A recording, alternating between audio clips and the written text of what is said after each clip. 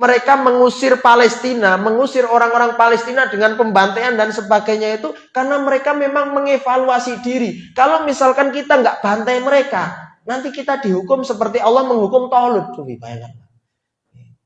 Makanya hari ini tidak ada jalan lain kecuali kita harus hancurkan orang-orang Palestina semuanya, bahkan sapi nih, weduse, bantai. Bismillah. Assalamualaikum warahmatullahi wabarakatuh.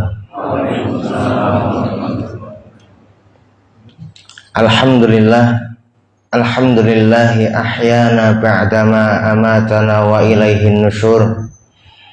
Asbahna ala fitratil islam wa ala kalimatil ikhlas wa ala dini nabiyyina Muhammadin sallallahu alaihi wasallam wa ala millati abina Ibrahim hanifan musliman wa ma kana minal musyrikin. Ashhadu an la ilaha illallahul malikul haqqul mubin wa ashhadu anna Muhammadan abduhu wa rasuluhu shadiqul wa'dil amin. Allahumma salli wa sallim wa barik ala nabiyyina Muhammadin wa ala alihi wa ashabihi ajma'in, amma ba'd. Rabbi shrah li sadri wa yassir li amri wahlul 'uqdatam min lisani yafqahu qawli. Niki, kaya bener niki. Pergi, tahu kacangnya berani. Dipakai. Ini ada dua berarti. Oke. Kok koyo pemean, Pak. Tengcerentar, beneran apa? Alhamdulillah jamaah yang digunakan Allah Subhanahu wa taala pada pagi yang mulia ini, pagi yang insyaallah berbarokah ini, Allah Subhanahu wa taala mempertemukan kita dalam kondisi yang sehat walafiat. Bagaimana kita mengubah nikmat itu menjadi energi kebaikan? Itu adalah salah satu bentuk syukur kita kepada Allah Subhanahu wa taala. Jadi syukur itu bukan hanya kita alhamdulillah, alhamdulillah, alhamdulillah, tapi Allah berikan nikmat kemudian kita biarkan terbengkalai. Salawat serta salam kita haturkan kepada junjungan kita Nabi Allah Muhammad sallallahu alaihi wasallam, kepada keluarganya, para sahabatnya, para tabi'in, tabi'ut tabi'in, dan kepada seluruh umat Islam yang senantiasa mengikuti sunnah dan petunjuknya hingga hari akhir nanti. Jamaah yang dimuliakan Allah Subhanahu wa taala, tema kita pada pagi hari ini adalah seperti yang sudah tertulis. Kita akan sedikit membahas tentang sejarah dari bangsa Yahudi, Palestina, dan tanah yang dijanjikan ataupun negeri yang dijanjikan. Jamaah yang dimuliakan Allah Subhanahu wa taala, orang-orang Yahudi Israel, salah satu bentuk kekolotan mereka sampai hari ini kita melihat, Pak Bung, bahwa kasus yang berkaitan dengan penindasan orang-orang Israel terhadap Palestina yang hari-hari ini mencuat itu sebenarnya bukan hanya terjadi ketika bulan Ramadan atau hanya terjadi pada waktu-waktu tertentu saja. Kalau misalkan kita itu selalu mengikuti beritanya, selalu update beritanya, maka kita akan mendapati bahwa setiap hari orang-orang Palestina pasti akan jatuh korban oleh keganasan dari orang-orang Israel, Pak. Setiap hari pasti seperti itu. Dan itu sudah dinas oleh Allah Subhanahu wa taala bahwa orang-orang Yahudi ini semenjak kemunculan mereka sampai nanti akhirnya Allah Subhanahu wa taala takdirkan hari kiamat terjadi, maka orang-orang Yahudi ini akan tetap ada dan akan selalu memusuhi umat Islam. Allah Subhanahu wa taala katakan, latajidanna asyaddan nasi adawatan lil ladzina amanul yahuda wal ladzina asyraku. Wahai orang-orang yang beriman, engkau betul-betul akan mendapati di antara manusia yang paling keras permusuhannya terhadap umat Islam, yang paling pertama apa, Pak? Yang paling pertama apa? Orang-orang Yahudi. Itu sudah dinas oleh Allah Subhanahu wa taala. Dan dalam ayat yang lain Allah Subhanahu wa taala sebutkan walan tardha ankal yahudu walan nasara hatta tattabi'a millatahum. Sekali-kali tidak akan ridho orang-orang Yahudi maupun Nasrani kecuali visi misi mereka apa, Pak Bu? mengeluarkan kita dari agama kita. Itu visi misi mereka itu seperti itu. Oleh karenanya, selama di dunia masih ada orang Islam, sekalipun cuma satu orang saja, maka orang-orang Yahudi dan Nasrani, terutama orang-orang Yahudi, tidak akan pernah berhenti memerangi kaum muslimin dengan segala cara yang mereka lakukan. Itu sudah menjadi rumus, dan itu sudah dinas oleh Allah Subhanahu wa taala sampai hari kiamat.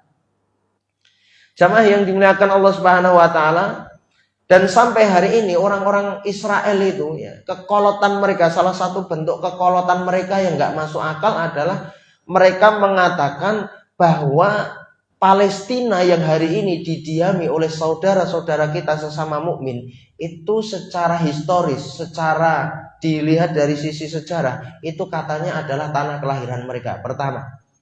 Kemudian yang kedua, dari aspek teologis, artinya aspek keagamaan, mereka kemudian mendasari fakta bahwa di dalam kitab suci mereka menyebutkan tanah Palestina itu memang betul-betul milik mereka. Ini kan nggak fair. Kalau misalkan mereka menyandarkan pada fakta sejarah, ya monggo lah. Oke, nanti bisa kita bicarakan. Tapi kalau misalkan yang disandarkan itu adalah yang kedua, kitab suci kok kitab sucinya mereka, ya itu nggak fair. Loh, kami berhak atas Palestina karena kitab suci kami mengatakan seperti itu. Ya itu kitab suci kamu, tapi kitab suci kita nggak seperti itu kan gitu Pak. Tapi nggak apa-apa, kita sambil membahas. Jamaah yang dimuliakan Allah Subhanahu wa taala, kita nanti akan memadukan antara dua sumber dari Al-Quran itu sendiri dan juga sumber yang dipakai oleh mereka, yaitu kitab Perjanjian Lama. Jadi kalau kita ini membicarakan Bible, Alkitab, itu terbagi menjadi dua komponen besar. Yang pertama Perjanjian Lama, dimulai dari kitab Taurat, itu nanti ada 5 kitab Taurat itu. Kejadian, Keluaran, Imamat, Bilangan, Ulangan, ditutup oleh kitab Maleakhi, itu Perjanjian Lama. Kemudian nanti Perjanjian Baru dimulai dari 4 Injil pertama, yaitu Injil Matius, Markus, Lukas, Yohanes, Kisah Para Rasul, dan seterusnya, ditutup oleh kitab Wahyu. Antara orang Yahudi dan Nasrani sama-sama menggunakan kitab Perjanjian Lama, sama-sama. Cuma nanti perbedaannya adalah orang-orang Yahudi tidak mengakui Perjanjian Baru. Paham Pak Bung ya? Jadi Perjanjian Lama itu kumpulan banyak sekali kitab-kitab dijadikan satu bundel. Yang jelas seperti itu, nggak usah bingung dulu Pak Bu. Ini nanti untuk memahami bahwa kalau misalkan ada kesamaan dengan kitabnya orang Nasrani ya wajar, karena ini yang namanya Perjanjian Lama sama-sama dipakai baik oleh orang-orang Yahudi dan Nasrani. Jamaah yang dimuliakan Allah Subhanahu wa taala, di dalam kitab Kejadian pasal 17 ayat 8. Ini adalah menurut versi mereka itu merupakan kitab Taurat yang katanya dulu ya, diturunkan oleh Allah Subhanahu wa taala kepada Nabi Musa alaihissalam di bukit apa Pak Bu? Bukit Tursina. Ada 2 ayat yang dijadikan sandaran oleh orang-orang Yahudi untuk menguasai bumi Palestina di satu sisi, dan di sisi yang lain untuk menguasai seluruh wilayah Syam. Ini yang kedua poin, yang poin kedua ini nanti yang banyak tidak dipahami oleh orang-orang Timur Tengah. Salah satunya adalah orang-orang Saudi, orang-orang Arab Saudi, yang mereka nyata-nyata justru membiarkan orang-orang Israel dengan seenaknya itu membabat habis dari warga-warga Palestina. Yang pertama, di dalam ayat ini disebutkan, jadi ceritanya gini Pak Bu. Kalau kita berbicara tentang orang-orang Yahudi, orang-orang Bani Israel, itu kan kenapa mereka dikatakan sebagai Bani Israel? Karena mereka adalah anak keturunan Israel. Israel itu siapa Pak? Pertanyaannya. Siapakah Nabi yang mendapatkan gelar sebagai Israel? Sini. Nabi Yakub alaihissalam. Nanti akan sedikit kita bahas. Lah, adapun Nabi Yakub alaihissalam ini putra dari Nabi Ishak. Nabi Ishak putra dari Nabi Ibrahim alaihissalam. Kan seperti itu Pak Bung. Ini sedikit saya permudah. Jadi kalau kita membicarakan tentang asal-usul Bani Israel itu jangan mandek sampai di Nabi Yakub alaihissalam toh. Kalau seperti itu nanti nggak nyambung. Sekalipun betul dikatakan Bani Israel karena mereka adalah anak-anaknya Nabi Israel, betul. Tapi untuk menelusuri keberadaan dari orang-orang Yahudi di Palestina itu kita nggak cukup hanya sampai ataupun mandek di Nabi Yakub alaihissalam.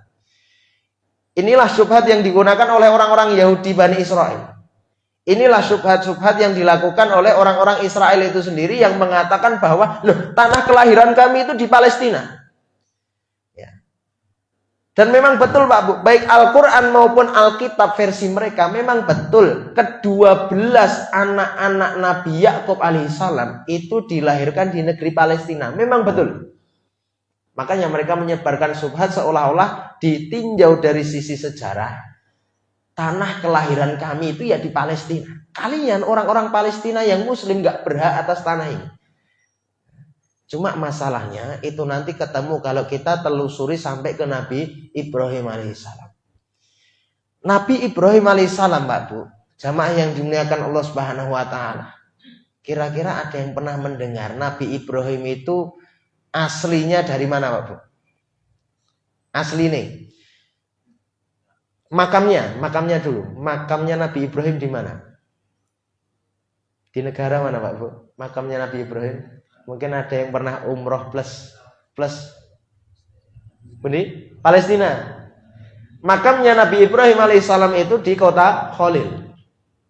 Atau juga biasa disebut sebagai Hebron.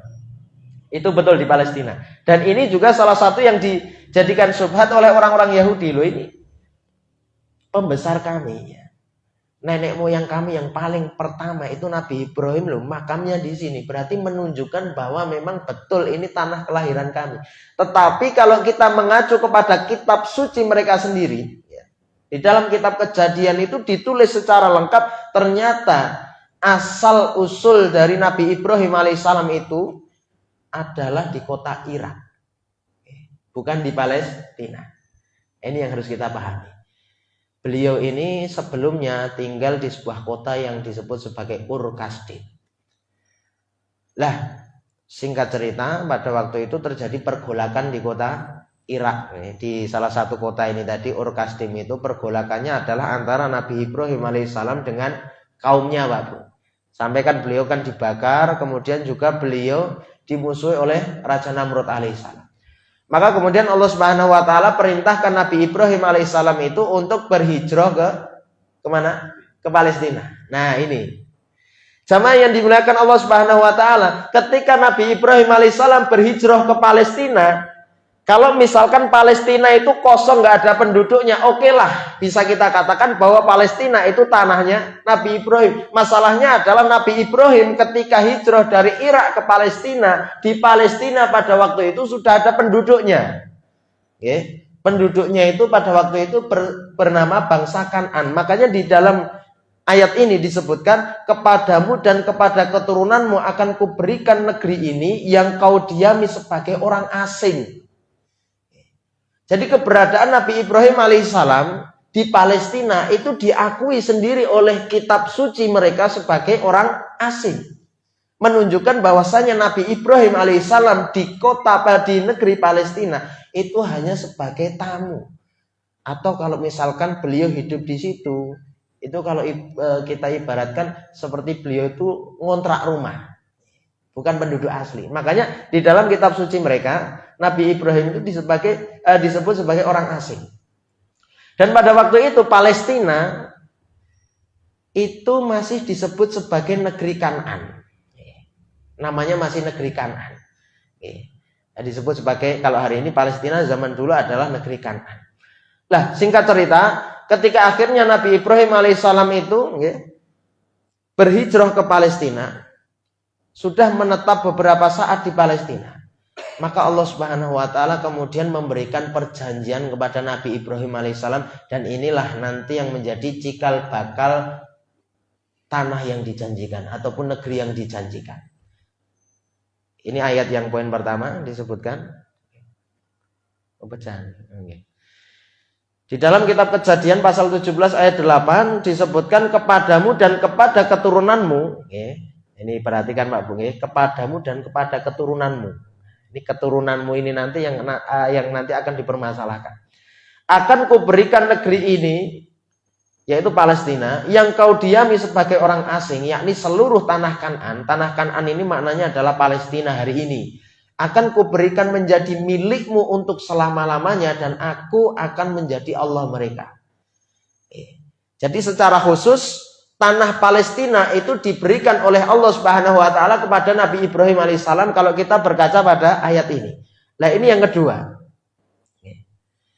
Yang kedua adalah Allah memberikan perjanjian, pada hari itulah Tuhan mengadakan perjanjian dengan Ibrahim serta berfirman, kepada keturunanmu lah kuberikan negeri ini mulai dari sungai Mesir. Sungai Mesir ini apa Pak Bu? Sungai Nil sampai ke sungai yang besar itu, yaitu sungai Efrat. Maka kalau misalkan kita bikin garisnya itu, cita-cita dari negara Israel Raya itu ya ini Pak, lingkaran merah itu. Yang paling kiri bagian bawah itu adalah sungai Nil, yang kanan bagian atas itu sungai Efrat. Itu adalah cita-cita negara Israel Raya yang dari dulu sampai hari ini belum bisa mereka wujudkan. Tetapi ini berbahaya. Karena dalam sejarahnya, sepanjang sejarahnya, apa yang dijanjikan Allah Subhanahu wa taala menurut versi mereka semenjak 4000 tahun yang lalu sampai hari ini belum terwujud. Maka keberadaan mereka setelah berdiaspora, setelah menyebar kemana-mana, kemudian dipanggil oleh orang-orang Inggris untuk masuk ke dalam wilayah Palestina itu adalah dalam rangka untuk mewujudkan kembali negara Israel Raya yang wilayahnya membentang dari Mesir sampai ke Irak. Bahkan kalau kita melihat di situ, Arab Saudi pun masuk ke dalam lingkaran kerajaan Israel.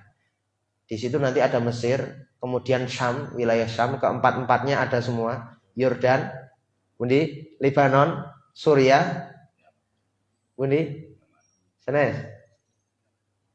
Palestina, Palestina. Kemudian sebagian wilayah Irak dan juga sebagian kecil wilayah Saudi bagian utara. Itulah yang menjadi impian ataupun cita-cita dari orang-orang Israel. Makanya Pak Bu, jamaah yang dimuliakan Allah Subhanahu wa taala, alasan kenapa kita melihat bendera Yahudi ini warnanya seperti ini, polanya seperti ini. Ini bukan bendera tanpa makna. Kenapa warnanya biru? Kenapa kok diletakkan di atas kain berwarna putih? Ini semua ada maknanya.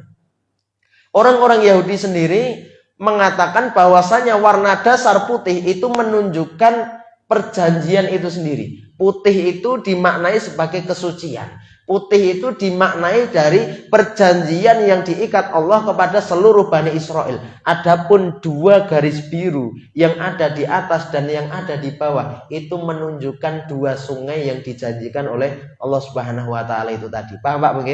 Sungai yang bagian atas adalah sungai Efrat, sungai bagian bawah itu adalah sungai Nil. Sedangkan bintang David yang ada di tengah-tengah itu adalah simbol dari kekuasaan yang sebentar lagi dalam tanda kutip akan mereka wujudkan.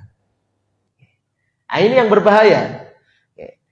Jadi kalau kita memahami bahwa orang-orang Israel memerangi masyarakat Palestina itu bukan hanya karena mereka ingin menguasai Palestina itu saja, tetapi Palestina itu hanyalah batu lompatan untuk menguasai seluruh Syam itu sendiri, termasuk juga sebagian Mesir dan sebagian Irak.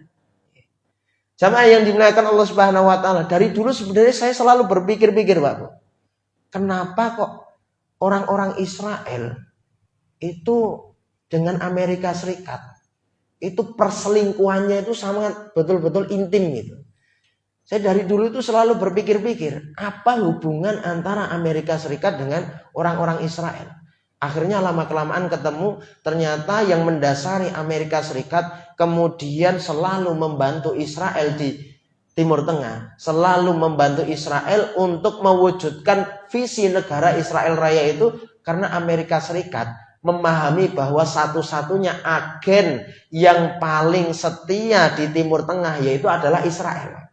Coba kita bayangkan, di Timur Tengah hampir seluruhnya negaranya penduduknya beragama Muslim. Makanya nggak mungkin, sekalipun pada saat ini, sampai hari ini, orang-orang Amerika Serikat mungkin masih mengandalkan salah satunya Saudi, yang dijadikan sebagai salah satu anteknya. Cuma masalahnya adalah gini Pak Bu, Amerika Serikat memahami betul bahwa Saudi itu sendiri beragama Islam, bahwa negara-negara yang lain itu semuanya beragama Islam. Mungkin hari ini mereka setia, tetapi suatu saat nanti yang namanya Islam dengan Nasrani itu akan tetap selalu bermusuhan secara ideologi. Makanya Amerika Serikat itu memahami betul satu-satunya cara untuk menanam agen di situ adalah ya dengan keberadaan orang-orang Israel itu sendiri. Yang pertama, Israel itu adalah satu-satunya entitas yang bukan Islam. Ini unik Pak Bu. Keberadaan Israel di Timur Tengah ini menjadi suatu entitas ataupun wujud yang sangat unik.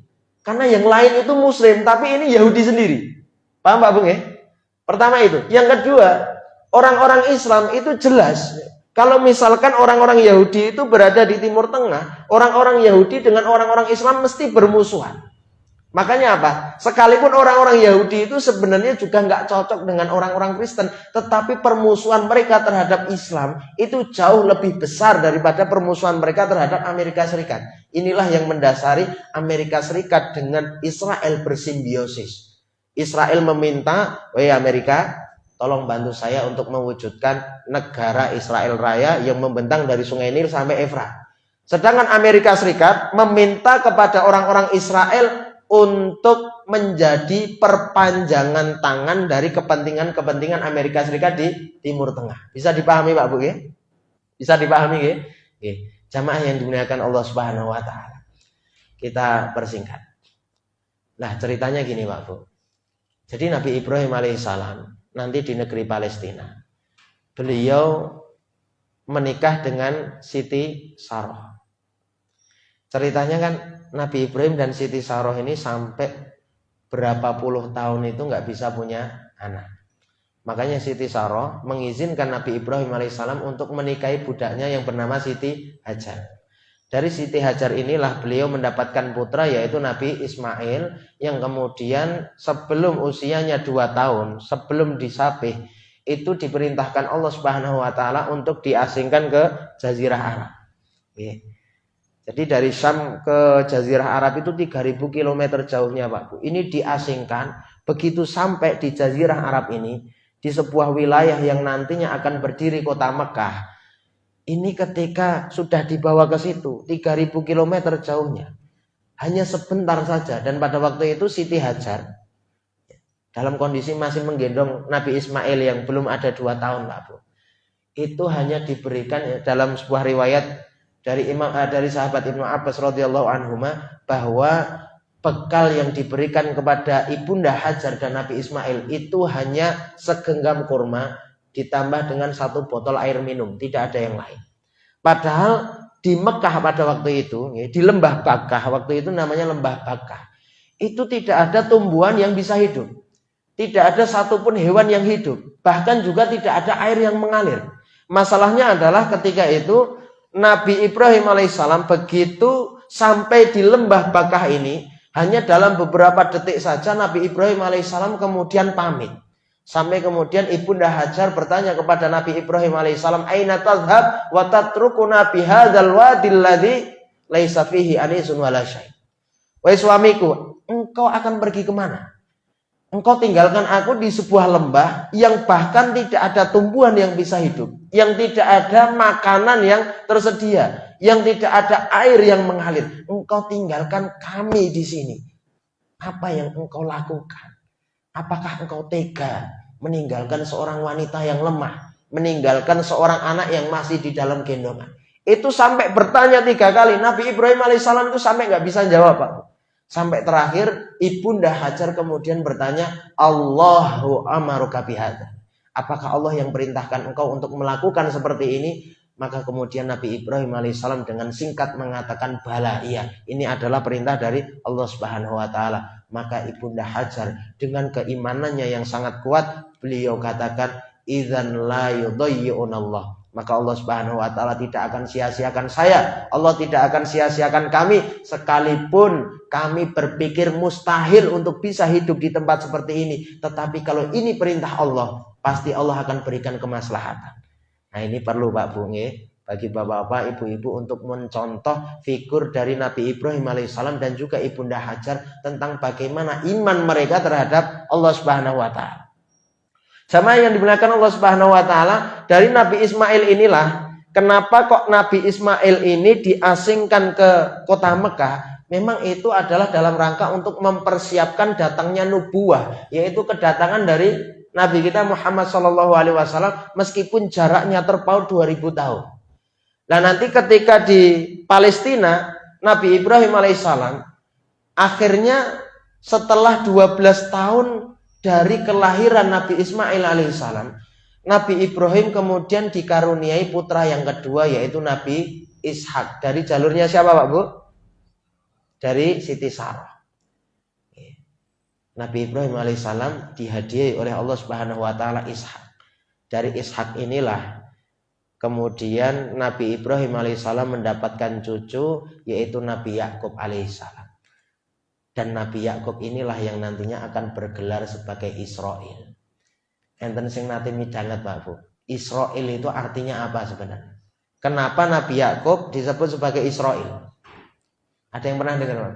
Cuman salah satunya, nggih. Karena Nabi Yakub alaihissalam pernah melakukan perjalanan malam-malam hari sendirian. Karena ada pertengkaran dengan saudaranya yang bernama Al-Aish. Jadi putra dari Nabi Ishak itu ada dua, yang satu itu Nabi Yakub, yang satu Al-Aish. Tapi kita nggak jelaskan panjang lebar.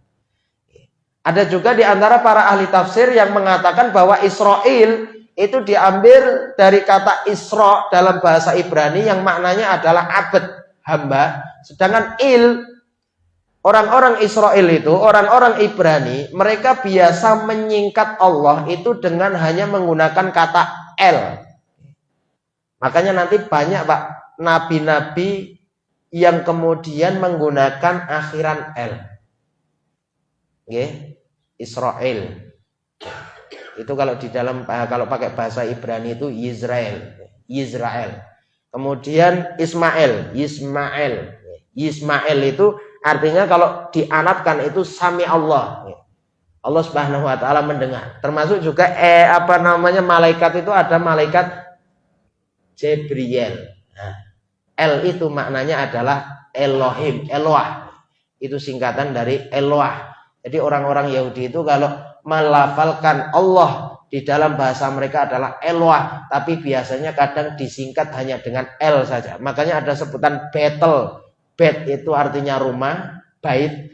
El itu artinya Allah Subhanahu wa taala. Berarti Betel itu artinya rumah Allah Subhanahu wa taala. Sama yang dimuliakan Allah Subhanahu wa taala ya.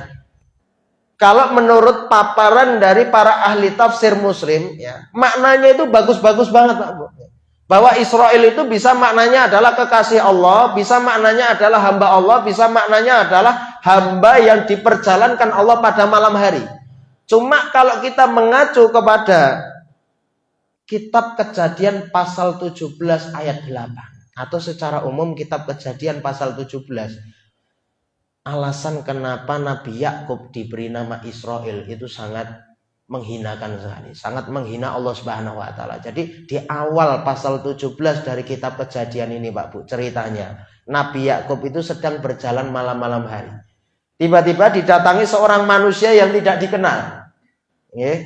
Mbuh niki begal napa rampok, Mbuh. Tiba-tiba manusia ini ketika menghampiri Nabi Yakub alaihissalam di tengah perjalanan niku ngejak gelut Pak Bu, ngejak duel. Akhirnya apalah ini? Seperti yang ada di lukisan ini, terjadilah duel antara manusia tidak dikenal ini dengan Nabi Yakub. Di mana di dalam duel ini ternyata dimenangkan oleh Nabi Yakub alaihissalam. Maka kemudian manusia ini ditanya, kamu itu sebenarnya siapa? Si manusia yang tidak dikenal ini tidak menjawab. Kemudian dia mengatakan, lalu kata orang itu, namamu tidak akan disebutkan lagi Yakub, tetapi Israel, sebab engkau telah bergulat melawan Allah dan manusia dan engkau menang. Coba Pak. Jadi ternyata manusia itu tadi adalah Allah yang naudzubillah min dzalik. Subhanallahi amma yasifun. Jadi menurut versi kitab Kejadian pasal 17 ayat 8, manusia yang tidak dikenal itu adalah Allah yang menyamar menjadi manusia, kemudian bergulat dengan Nabi Yakub, ternyata dikalahkan oleh Nabi Yakub. Itulah alasan kenapa Nabi Yakub disebut sebagai Israel. Dan sampai hari ini negara yang mereka dirikan itu namanya adalah Israel. Kenapa mereka mengambil nama Israel dan bukan Yahudi? Padahal banyak sekali versi nama, Pak Bu. Mereka bisa kok pakai nama Yahudi. Mereka bisa kok pakai nama Ibrani. Tapi mereka lebih suka untuk menyebut negara mereka sebagai Israel. Karena Israel maknanya adalah bahwa mereka kalau misalkan berhadapan dengan Allah, mereka menang melawan Allah Subhanahu wa Ta'ala. Berarti negara yang mereka dirikan itu adalah negara yang tidak akan pernah dikalahkan oleh siapapun. Bahkan Allah sendiri tidak akan pernah mengalahkan mereka. Ini ngerinya pemikiran mereka, Pak. Sampai seperti itu. Ini jelas tidak mungkin. Kitab Taurat membicarakan yang seperti ini jelas tidak mungkin. Ini jelas merupakan kalimat-kalimat yang mereka ada-adakan sendiri. Untuk mengelabui orang-orang Yahudi itu sendiri agar mereka berpaling dari jalan kebenaran. Makanya Allah Subhanahu wa Ta'ala katakan apa? Fawailul lil ladzina yaktubunal kitaba bi aydihim. Celakalah bagi orang-orang yang menulis Alkitab, menulis kitab suci, entah itu Injil, entah itu Taurat, entah itu Zabur, dengan tangan-tangan mereka sendiri. Tsumma yaquluna hadza min indillah liyastaru bihi thamanan qalila. Celaka bagi mereka-mereka yang kemudian menuliskan Alkitab itu, Pak Bu. Mereka tulis pakai tangan-tangan mereka. Mereka tulis pakai pola-pola pikirnya mereka. Kemudian mereka katakan, loh, ini adalah kitab Allah Subhanahu wa Ta'ala. Kitab Kejadian ini adalah kitab Taurat. Kitab Injil, Matius, Markus, Lukas, Yohanes itu adalah kitab Injil yang diturunkan kepada Nabi Isa alaihissalam. Padahal itu adalah kitab yang ditulis oleh tangan-tangan kotor mereka sendiri. Maka Allah katakan perbuatan mereka itu sungguh celaka. Banyak sekali, Pak Bu. Nanti akan sedikit kita ceritakan bagaimana penyimpangan-penyimpangan yang mereka lakukan ketika mereka itu kemudian ibaratnya itu memalsukan banyak sekali ayat-ayat di dalam Alkitab. Jamaah yang dimuliakan Allah Subhanahu wa Ta'ala. Jadi nanti gini, Pak Bu, ceritanya. Nabi Yakub alaihissalam, jadi semenjak Nabi Ibrahim alaihissalam sampai Nabi Yakub, artinya selama 3 generasi, mereka memang hidup di Palestina. Tetapi kita harus catat, hidupnya mereka di Palestina adalah sebagai orang asing. Nabi Ibrahim asing, kemudian Nabi Ishak asing, Nabi Yakub juga asing di situ. Karena sekali lagi mereka hanyalah tamu. Mereka hanya mengontrak di situ. Sedangkan penduduk aslinya itu adalah bangsa yang disebut sebagai bangsa Kan'an. Jamaah yang dimuliakan Allah Subhanahu wa Ta'ala. Artinya memang betul kalau misalkan kita katakan bahwa ke-12 anak Nabi Yakub yang nantinya akan menjadi ke-12 suku Israel, memang betul bahwa mereka itu dilahirkan di Palestina. Tetapi jangan lupa lahirnya mereka-mereka ini adalah sebagai orang asing. Dan itu pun, Pak Bu, kita pernah mendengar tentunya kisah dari Nabi Yusuf alaihissalam. Bagaimana Nabi Yusuf itu kemudian dilemparkan ke sumur. Kemudian diambil oleh salah seorang pedagang Mesir. Dijual ke Mesir. Sampai kemudian dewasa, singkat cerita, bertemulah Nabi Yusuf alaihissalam dengan saudara-saudaranya yang pada waktu itu ingin meminta suaka ekonomi kepada pemerintah Mesir. Ini pun nanti midangan ceritanya. Jadi pada waktu itu Nabi Yusuf itu dijadikan salah satu menteri dari kerajaan Mesir pada waktu itu. Singkat cerita, Nabi Yusuf perintahkan kepada seluruh saudaranya untuk memboyong seluruh keluarga dari Nabi Yakub alaihissalam. Dan memang kalau kita melihat di dalam surat Yusuf, endingnya itu adalah baik Nabi Yakub dan seluruh saudara-saudara Nabi Yusuf alaihissalam akhirnya tinggal di mana, Pak Bu? Mesir atau Palestina? Mesir. Ujung-ujungnya Yakub dan seluruh anak-anaknya termasuk Nabi Yusuf alaihissalam, ujung-ujungnya, endingnya itu bukan kok tinggal di Palestina, karena Nabi Yakub alaihissalam sendiri menyadari bahwa keberadaan saya di Palestina itu hanyalah sebagai orang-orang asing. Mungkin hari ini penduduk aslinya masih menerima kami, tetapi suatu saat kayak gimana kan gitu. Lah ternyata di Mesir Nabi Yusuf menjadi penguasa di situ dan mengizinkan untuk tinggal di situ. Ya sudah, milih tinggal di Mesir. Dan kejadiannya itu, kapan mereka tinggal di Mesir sampai kapan, itu terjadi dari mulai Nabi Yakub alaihissalam sampai pada zamannya siapa kira-kira Pak? Sampai zamannya Nabi Musa alaihissalam. Jadi sejarahnya seperti itu Pak Bung. Rentetannya kok awalnya di Palestina kok ngerti-ngerti kok tinggalin di Mesir. Yaitu sejarahnya semenjak zamannya Nabi Yakub alaihissalam diminta oleh Nabi Yusuf alaihissalam untuk pindah ke Mesir. Jamaah yang dimuliakan Allah Subhanahu wa taala, menurut perkiraan dari beberapa sejarawan, bukan hanya beberapa, banyak. Sejarawan-sejarawan barat menyebutkan perkiraan dari kehidupan Nabi Yakub itu sekitar 1600 sebelum Masehi. Sedangkan Nabi Musa itu perkiraannya adalah tahun 1300 sebelum Masehi. Artinya jarak antara Nabi Yakub dengan Nabi Musa itu ada berapa tahun Pak Bu? 300 tahun. Lah ternyata gini Pak Bu, orang-orang Bani Israel itu sebenarnya kayak kita hari ini. Alasan kenapa Pew Research Center, lembaga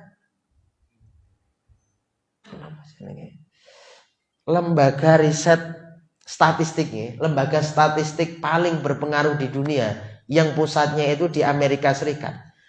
Ketika mereka melakukan riset terhadap perkembangan populasi Islam baik di Eropa maupun di seluruh dunia, mereka mengatakan bahwa nanti pada tahun 1950 ketika ada 10 orang berjalan di Eropa, maka yang satu mesti adalah Muslim.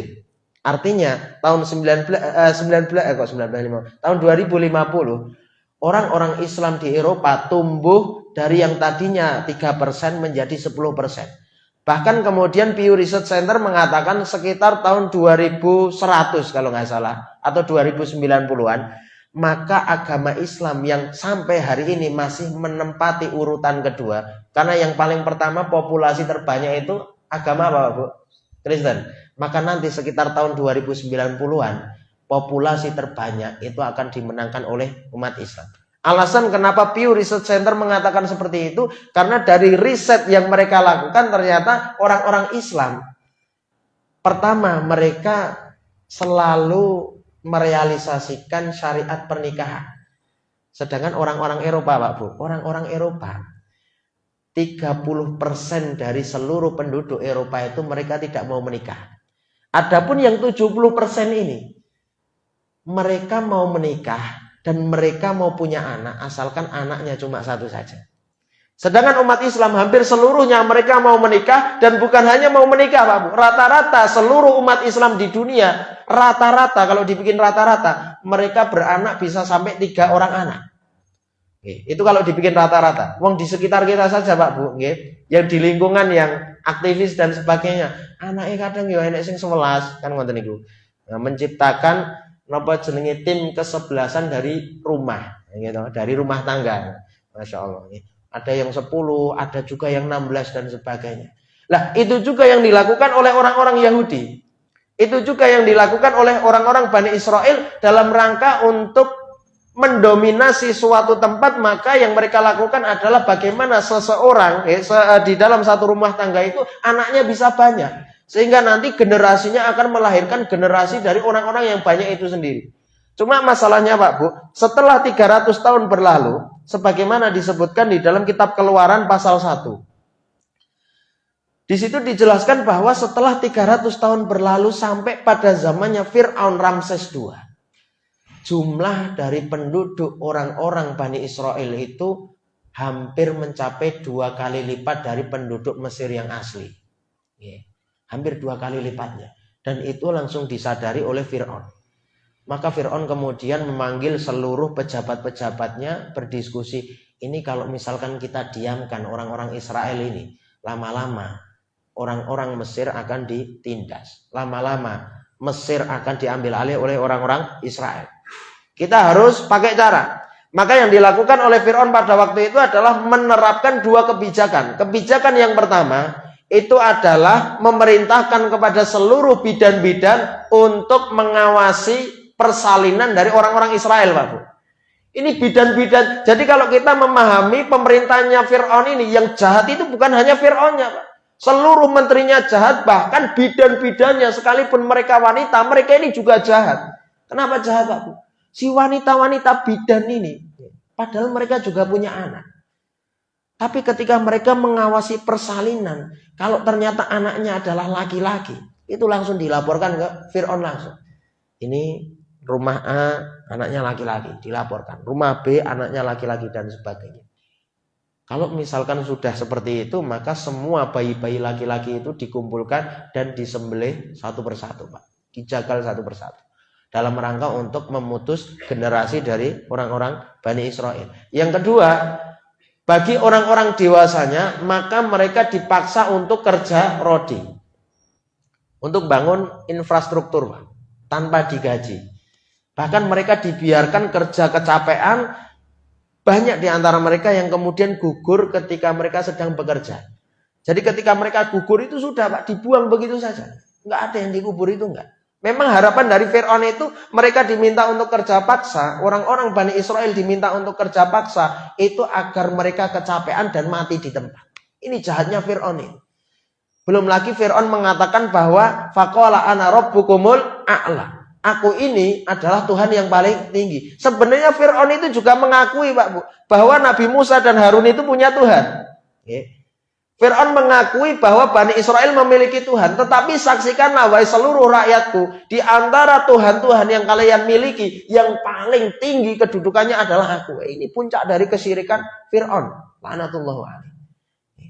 Maka jamaah yang dimuliakan Allah Subhanahu wa taala, dengan penindasan ini Allah Subhanahu wa taala perintahkan Nabi Musa alaihissalam untuk mendakwai Fir'aun. Dakwahnya ternyata gagal, Fir'aun tidak mau masuk Islam, maka Allah Subhanahu wa taala perintahkan Nabi Musa untuk menyelamatkan Bani Israel. Kenapa, Pak Bu? Karena Bani Israel itu setiap malam berdoa kepada Allah Subhanahu wa taala, ya Allah, selamatkanlah kami dari orang-orang yang zalim. Mereka selalu merengek, mereka selalu menangis, mereka selalu menjerit kepada Allah Subhanahu wa taala, ya Allah, coba utuslah kepada kami satu orang saja, seorang nabi yang itu mampu untuk menyelamatkan kami dari penindasan Fir'aun. Tapi lucunya gini, Pak Bu, begitu Allah Subhanahu wa taala utus Nabi Musa alaihissalam dan Nabi Harun dalam rangka untuk menyelamatkan orang-orang Bani Israel. Pada waktu itu malam hari, Nabi Musa memimpin mereka untuk mengendap-endap keluar dari Mesir. Ternyata bagaimanapun, Pak Bu, kalau menurut beberapa ahli tafsir seperti Imam At-Tabari dikatakan bahwa jumlah dari orang-orang Israel itu mencapai 500.000 yang dipimpin oleh Nabi Musa keluar dari Mesir. Lah mengendap-endap bengi-bengi nek 500.000 ya tetap mesti muni, Pak Bu. Apa meneh wong Israel iku senengane dremimil gitu. Umuk senengane niku. Kon meneng malah do cerita-cerita, HP enak ya awake dhewe slamet ya. Oh, engko penake awake dhewe nandur apa? Wis pokoke cerita orang genah ngoten niku. 500.000 berjalan ngendap-endap malam-malam, gitu tetap konangan. Akhirnya sampai beritanya kepada Fir'aun. Singkat cerita, mereka itu sudah dibuat bahagia ketika jalan akhirnya menemui jalan buntu.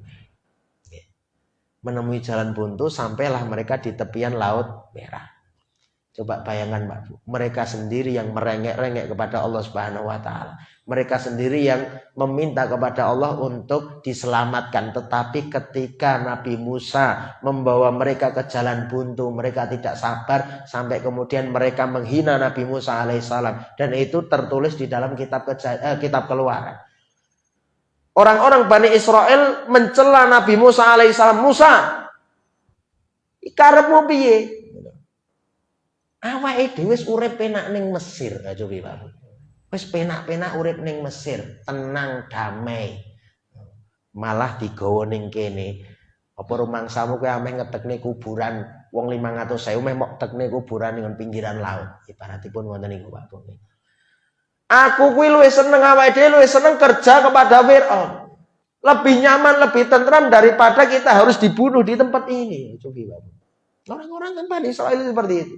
Mereka adalah orang-orang yang tidak bisa komitmen terhadap kebenaran. Mereka adalah orang-orang yang tidak bisa konsisten terhadap Allah Subhanahu wa taala. Bahkan mereka adalah orang-orang yang sangat tidak yakin terhadap kekuasaan Allah. Bahkan ketika Allah Subhanahu wa taala itu perintahkan Nabi Musa untuk memukul tongkatnya sampai lautnya terbelah menjadi dua. Apa yang dikatakan oleh Bani Israil, Pak Bu?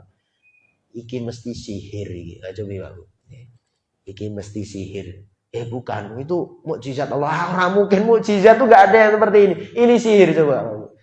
Ya ini seperti ini, Bani Israil itu mereka memiliki sifat-sifat yang sangat menjengkelkan. Sampai ketika Nabi Musa alaihissalam selamatkan mereka dari laut.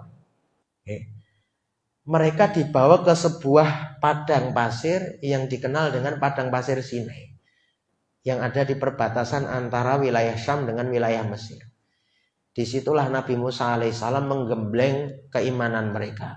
Menggembleng kesabaran mereka sampai kemudian Allah perintahkan Nabi Musa untuk menghadap Allah Subhanahu wa taala di Bukit Tursina. Tapi menghadap di sini dengan menggunakan sater karena tidak ada satu manusia pun, bahkan Nabi Muhammad SAW menurut pendapat mayoritas Nabi Muhammad pun ketika Isra Mi'raj sekalipun bercakap-cakap dengan Allah Subhanahu wa taala itu pun tidak melihat langsung keberadaan Allah Subhanahu wa taala. Sangat dipahami Pak Bu nggih? Sekalipun baik Nabi Musa dan Nabi Muhammad SAW itu diajak berbicara oleh Allah Subhanahu wa taala secara langsung, tetapi dengan menggunakan hijab.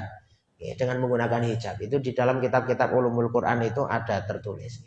Jamaah yang dimuliakan Allah Subhanahu wa taala, pada waktu itu Nabi Musa alaihissalam mendapatkan perintah oleh Allah Subhanahu wa taala agar janji yang pernah diberikan kepada Nabi Ibrahim alaihissalam itu terrealisasikan. Maka pada waktu itu Nabi Musa alaihissalam sebagaimana tertera di dalam surat Al-Maidah, Nabi Musa alaihissalam berkata kepada seluruh Bani Israel di padang gurun Sinai. Beliau katakan, ya qaumit khulul ardhal muqaddasatal lati kataballahu lakum wa la tartaddu ala adbarikum fatanqalibu khasirin. Wahai Bani Israel, ini saat yang tepat untuk kita memasuki tanah suci. Sebagaimana yang dulu pernah dijanjikan kepada kita semua pada semenjak Nabi Ibrahim alaihissalam. Ini kesempatan bagi kita. Tapi kalian harus memahami bahwa untuk memasuki tanah suci ini tidak gratis. Pertama, kalian harus mematuhi seluruh hukum Taurat. Yang poin pertamanya adalah tauhid. Yang kedua, kalian harus perangi bangsa-bangsa yang ada di dalamnya. Yang pada waktu itu bangsa-bangsanya itu dikenal oleh para ahli tafsir. Salah satunya Imam Al-Hafidh Ibnu Katsir sebagai bangsa Amaliqah. Tapi kalau di dalam versi kitab suci Perjanjian Lama itu disebut sebagai Amalek. Amaliko. Amalek. Bangsa Amalek. Di dalam kitab-kitab tafsir, bangsa Amalek ini adalah bangsa yang memiliki ukuran tubuh sangat besar. Bahkan ada sebuah riwayat yang menurut saya mungkin riwayat ini dhaif, dikatakan bahwa saking besarnya mereka, ketika berhadapan-hadapan dengan manusia yang lain itu, manusia-manusia yang lain yang seperti kita itu Pak, itu dicekal, dilebokke ning kantongan. Saking cilike awake dhewe, saking gedene orang-orang Amalek. Tapi saya yakin riwayat-riwayat seperti ini pasti riwayat dusta. Kalau saya memahami bangsa Amalek yang dikatakan oleh Bani Israel sebagai qauman jabbarin, mereka adalah manusia-manusia raksasa. Saya memahami mungkin yang dimaksud raksasa adalah postur tubuh mereka tinggi besar. Mungkin seperti orang Jawa dengan orang Eropa. Atau orang Jawa dengan orang-orang Arab. Mungkin seperti itu Pak. Cuma memang badan mereka kekar-kekar, tegap-tegap. Pada waktu itu bangsa Amalek yang tinggal di wilayah Kan'an ini bersama dengan orang-orang Kan'an. Mereka ini adalah orang-orang yang tidak mau beriman kepada Allah Subhanahu wa taala. Makanya apa? Allah perintahkan Bani Israel untuk memerangi bangsa-bangsa ini. Kalau misalkan bangsa ini sudah kalah, maka Bani Israel boleh untuk masuk ke dalamnya. Kan ngeten niku Pak Bu. Enggak mungkin gratis. Nek cara mau masuk ke tanah suci ini dalam kondisi masih ada penghuninya, piye carane? Kan ngoten niku. Nyun pangapunten Pak, jenengan manglungo. Niki kitab suci saya mengatakan bahwa di tanah ini akan kami tinggali. Ini tanah punya kami. Oh, kitab suci ini sopo? Aku ora duwe kitab suci kaya ngono. Kan ngoten niku Pak Bu. Apa yang mereka lakukan pada waktu itu sebenarnya persis dengan hari ini. Gur arep ngotot-ngototan. Tetapi ternyata jawaban yang mereka sampaikan kepada Nabi Musa alaihissalam adalah jawaban yang sangat menyakitkan. Mereka kemudian berkata kepada Nabi Musa alaihissalam, qalu ya Musa inna lan nadkhulaha abadan ma damu fiha. Wahai Musa, sekali-kali kami tidak akan memasuki tanah suci itu selamanya. Selama-lamanya kita tidak akan pernah masuk ke dalamnya kecuali orang-orang yang menjadi penghuninya harus keluar dulu. Fadhhab anta wa rabbuka faqatila inna hahuna qaidun. Kalau misalkan kamu perintahkan kepada kami untuk perang, perang dewe. Kamu kalau pengen perang, peranglah kamu berdua, kamu sama Tuhan. Ini orang nggak sopan nih kayak gini kamu. Peranglah kamu dengan Tuhanmu. Kita di sini duduk-duduk sebagai supporter. Nanti kalau misalkan menang ya kita masuk. Kalau kalah ya sudah. Kami menjadi orang yang pertama kabur. Nganyelkan sekali ini gitu. Makanya apa? Allah Subhanahu wa taala pun hukum mereka selama 40 tahun tidak bisa memasuki tanah suci itu, mereka berputar-putar tidak jelas. Yatihuna fil ard fala ta'sa 'alal qaumil fasikin. Kata Allah Subhanahu wa taala. Jamaah yang dimuliakan Allah Subhanahu wa taala, 10 menit lagi ya. 10 menit ya. Mesti ya, Pak. Mesti buatan rampung nih ya. Kapan-kapan mungkin dilajengaken. Jamaah yang dimuliakan Allah Subhanahu wa taala, nggih. Nah nanti sampai ketika Nabi Musa dan Nabi Harun wafat, mereka berputar-putar terus Pak, nggak jelas selama 40 tahun. Dan itu terjadi sampai Nabi Musa dan Harun wafat. Maka kemudian wafatnya Nabi Musa digantikan oleh Nabi yang setelahnya. Para ahli tafsir itu sepakat bahwa setiap kali ada Nabi yang wafat dari kalangan Bani Israel, mesti selalu diganti dengan Nabi yang lainnya. Terus menerus. Nabi yang generasi kedua wafat diganti oleh Nabi generasi ketiga. Terus menerus sampai zamannya Nabi Isa alaihissalam. Jadi Nabi dari kalangan Bani Israel itu banyak sekali. Bukan hanya yang disebutkan di dalam Al-Quran. Nanti ada Nabi Samuel, ada Nabi Yehezkiel, ada Nabi Yeremia, ada Nabi Yesaya dan sebagainya. Banyak sekali Pak. Dan pengganti dari Nabi Musa alaihissalam, kalau menurut versi ahli tafsir itu disebut dengan Yusha bin Nun. Tetapi kalau versinya perjanjian lama hanya sedikit beda pelafalan, yaitu Yosua bin Nun. Yosua. Nah, pada periode Nabi Yusha inilah akhirnya Bani Israel berhasil dipimpin untuk mengalahkan orang-orang Amalek dan Kan'an, sehingga satu persatu di antara mereka terusir dari negerinya. Cuman jamaah yang dimuliakan Allah Subhanahu wa taala, ada sesuatu yang sangat tidak mengenakkan hati. Sebagaimana tadi kita sebutkan bahwa orang-orang Yahudi mereka adalah orang-orang yang suka merubah-rubah Alkitab. Disebutkan di dalam kitab Yosua pasal 6 ayat 21 tentang bagaimana Nabi Yosua itu memimpin orang-orang Bani Israel menaklukkan penduduk Palestina pada waktu itu, ternyata tidak jauh berbeda dengan apa yang mereka lakukan pada hari ini, Pak. Bahkan ayat-ayat ini nantinya menjadi inspirasi bagi orang-orang Bani Israel untuk membantai ribuan atau bahkan ratusan ribu orang-orang Palestina sampai hari ini. Di dalam ayat ini disebutkan mereka, yaitu orang-orang Bani Israel yang dipimpin oleh Nabi Yosua, menumpas dengan mata pedang segala sesuatu yang di dalam kota itu, baik laki-laki maupun perempuan, baik tua maupun muda, sampai lembu, domba dan keledai, semuanya dibantai habis. Ini inspirasi bagi mereka. Kalau misalkan hari ini mereka membantai orang-orang Palestina, baik yang laki-laki, baik yang perempuan, baik yang anak-anak maupun yang tua, bahkan sampai hewan-hewannya dibantai, maka mereka akan mengatakan itu adalah bagian dari perintah Allah Subhanahu wa taala. Karena di dalam kitab suci kami ada perintahnya, jelas. Termasuk juga nanti ada kisah yang tidak mengenakan juga, itu adalah penaklukan pada zamannya Talut. Talut itu dikenal sebagai Saul menurut orang-orang Yahudi. Di sini malah Talut itu langsung diperintahkan oleh Allah Subhanahu wa taala, naudzubillah min dzalik, jadi pergilah sekarang. Talut diperintahkan untuk itu. Jadi pergilah sekarang wahai Talut, kalahkanlah orang Amalek. Tumpaslah segala yang ada padanya dan janganlah ada belas kasihan kepadanya. Bunuhlah semua laki-laki maupun perempuan, anak-anak maupun anak-anak yang sedang menyusui, lembu maupun domba, unta maupun keledai, semua dibantai. Itu perintah Allah kepada Talut ketika Talut memimpin penaklukan melawan bangsa Amalek dan bangsa Filistin pada waktu itu. Maka yang dilakukan Talut justru berseberangan dengan apa yang diperintahkan Allah. Ini lucu Pak Bu. Talut justru mengatakan kepada orang-orang Bani Israel, lawan kita itu orangnya baik-baik. Ya gini sajalah, kita perangi mereka. Kalau mereka nanti ada yang jadi tawanan, kita biarkan mereka lah. Kita ini orang-orang yang beradab. Coba Pak Bu. Manusia lebih beradab daripada Tuhannya. Ini kan ngawur sekali. Lah ketika Tuhannya itu, Allah itu mendengar Talut mengatakan seperti itu, Talut akhirnya dipecat dari jabatan raja bagi Bani Israel. Maka kemudian nanti kan yang menggantikan Talut itu siapa Pak? Nabi Daud alaihi salam. Cuma gara-gara apa? Gara-gara Talut tidak mau membantai seluruh dari penduduk Palestina. Ini kan lucu sekali, ngawur.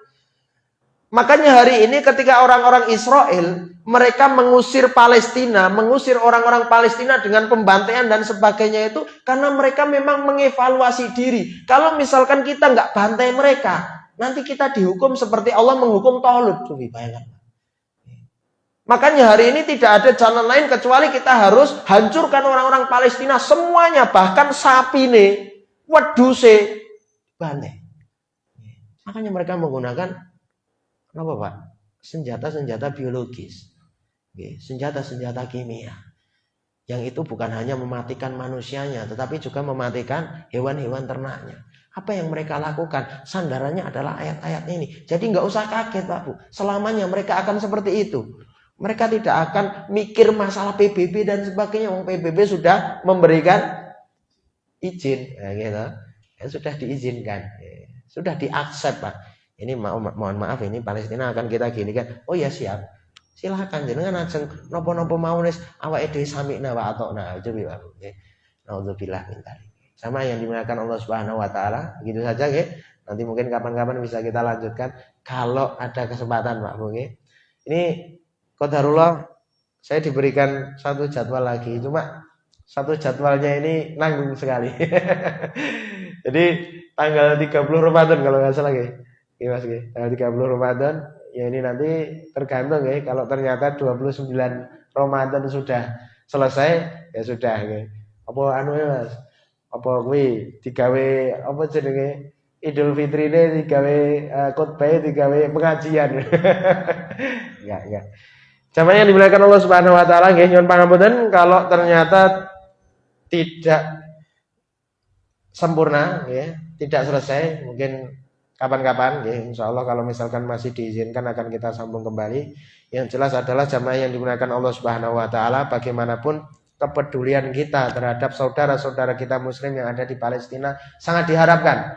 Dalam sebuah hadis yang meskipun dhaif tetapi maknanya sahih, Nabi Shallallahu alaihi wasallam dalam sebuah hadis itu dikatakan,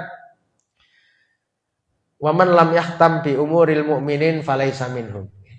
Orang-orang yang tidak peduli terhadap urusan orang-orang yang beriman dimanapun mereka berada, maka kita bukan bagian dari mereka.